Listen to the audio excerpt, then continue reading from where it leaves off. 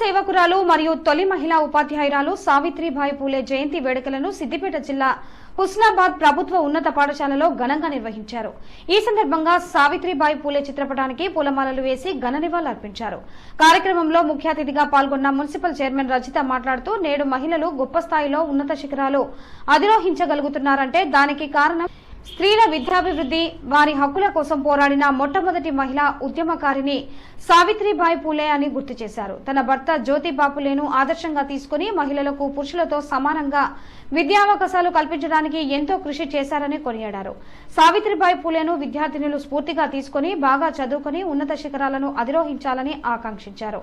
అనంతరం విద్యార్థులకు నోటు పుస్తకాలు, పెన్నులను పంపిణీ చేశారు. మన కార్యక్రమాలను ముందుకు తీసుకుపోయే విధంగా ఉంటాము. అప్పుడే సమాజం కోసం ఎంతగానో కృషి చేశారు.